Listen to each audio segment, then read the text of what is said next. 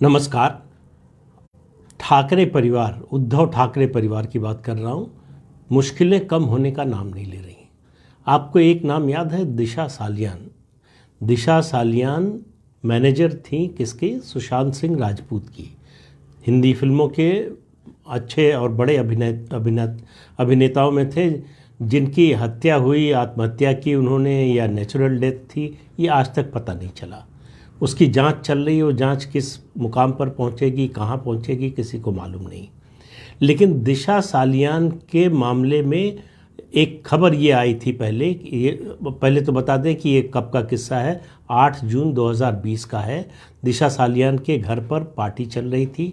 उनका बर्थडे आने वाला था। उसके बर्थडे के पूर्व जो है ये पार्टियों का सिलसिला चल रहा था। उसमें वो 14वीं मंजिल से बालकनी से नीचे गिर गई, मौत हो गई। कहा गया कि आत्महत्या कर ली, फिर कहा गया कि एक्सीडेंट था। उनके परिवार के लोग कह रहे हैं कि ये एक्सीडेंट है। नारायण राणे और उनके बेटे नितेश राणे, इन दोनों लोगों का कहना है कि दिशा सालियान का बलात्कार किया गया, उसके बाद उनकी हत्या की गई।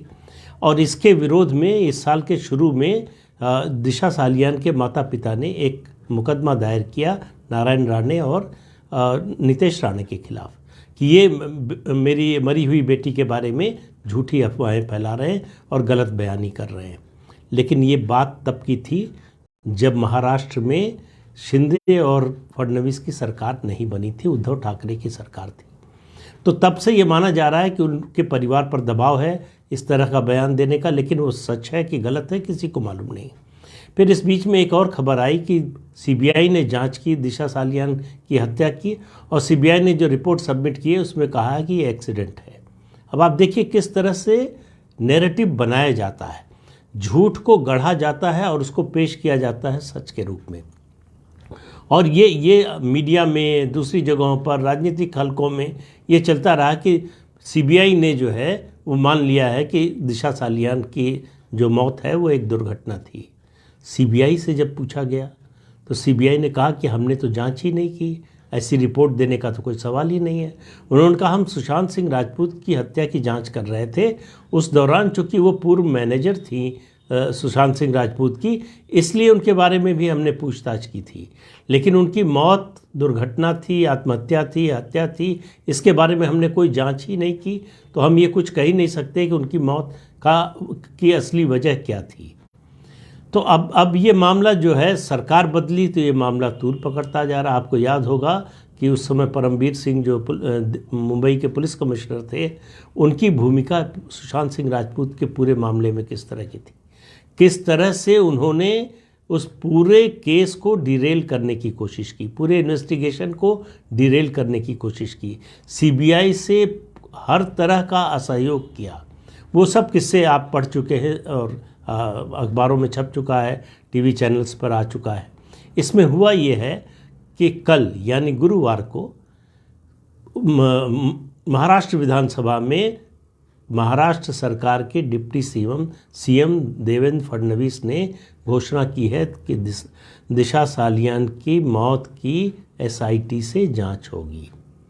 अब इसमें जो है नितेश राणे ने उसमें मांग कर दी कि भाई आदित्य ठाकरे का नार्को टेस्ट होना चाहिए।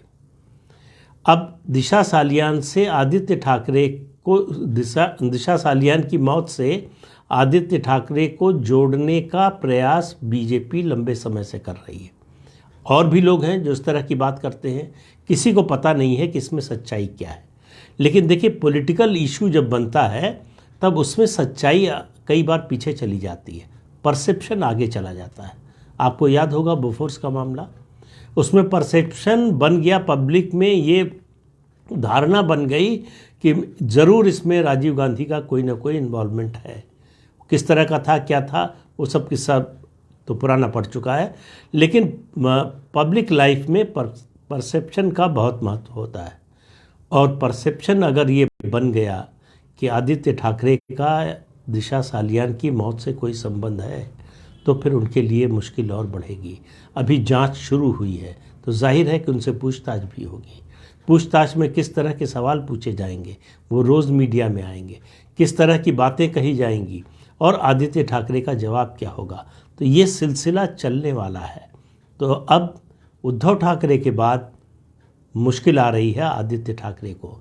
और ये आप इसलिए भी मैं इस बात पर जोर दे रहा हूँ कि उद्धव ठाकरे की पूरी कोशिश इस समय उनका लक्ष्य एक ही है, बेटे आदित्य ठाकरे की राजनीति को स्थापित करना या उनको राजनीति में स्थापित करना, और वो दोनों होता हुआ दिखाई नहीं दे रहा है। और इस एसआईटी जांच की घोषणा के बाद तो मुश्किल और बढ़ने वाली है। तो देखिए एसआईटी जांच से क्या निकलता है, फिर उस पर बात करेंगे। तो आज के अंक में इतना ही, अगले अंक में फिर मिलेंगे किसी नए मुद्दे के साथ। नमस्कार।